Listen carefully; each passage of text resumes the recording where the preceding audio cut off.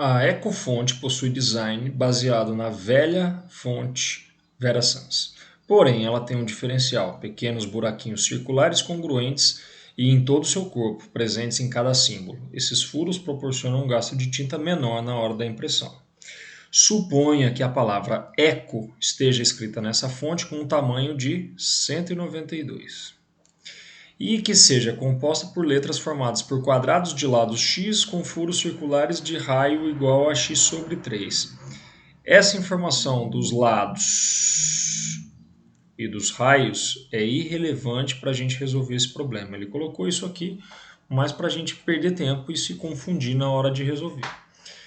Para que a área a ser pintada seja reduzida a 1/16 da área inicial, 1/16 da área inicial, pretende-se reduzir o tamanho da fonte. Sabe-se que, ao alterar o tamanho da fonte, o tamanho da letra é alterado na mesma proporção. Quando ele fala tamanho da letra, eu vou entender como a altura da letra, a largura da letra, coisas desse tipo. Nessas condições, o tamanho adequado da fonte será qual desses? Vou primeiro pensar a respeito das áreas. O que ele falou? Que ele quer que a área no final seja 1/16 da área inicial. Então, se eu fizesse a área final dividida pela área inicial, eu vou dizer que eu tenho 1/16. Porque a final vai ser 1/16 da inicial. Se você passar a inicial para cá, você tem exatamente o que ele falou.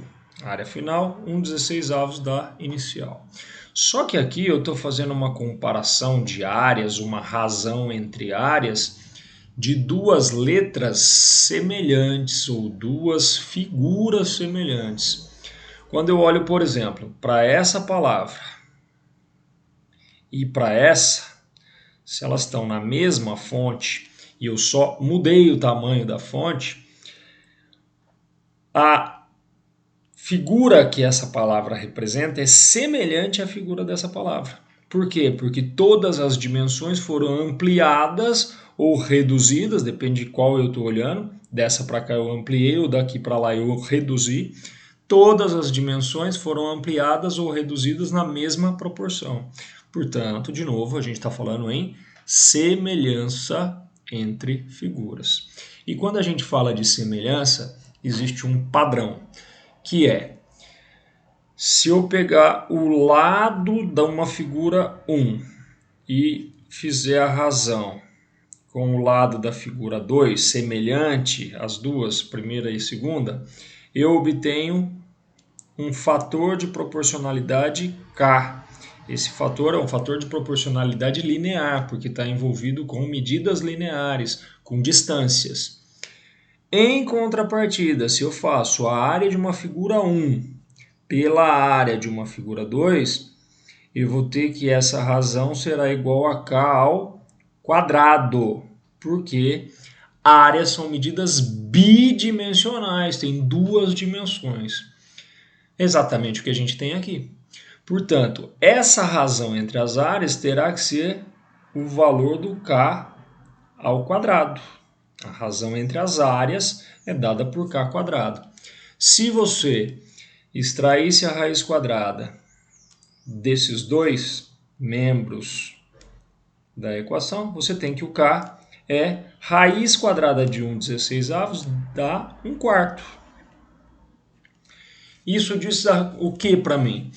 Enquanto a área final é 1/16 da área inicial, o tamanho final, vou colocar assim, tamanho final pelo tamanho inicial vai ter que dar 1/4. Ou, de novo, enquanto a área final 1/16 da inicial, o tamanho final é 1/4 do tamanho inicial. E o tamanho inicial foi dado no problema. Quem era o tamanho inicial da fonte? 192. Portanto, o tamanho final terá que ser 1/4 do tamanho 192. Se você dividir 192 por 4, você vai chegar em 48. Alternativa correta, portanto, alternativa B.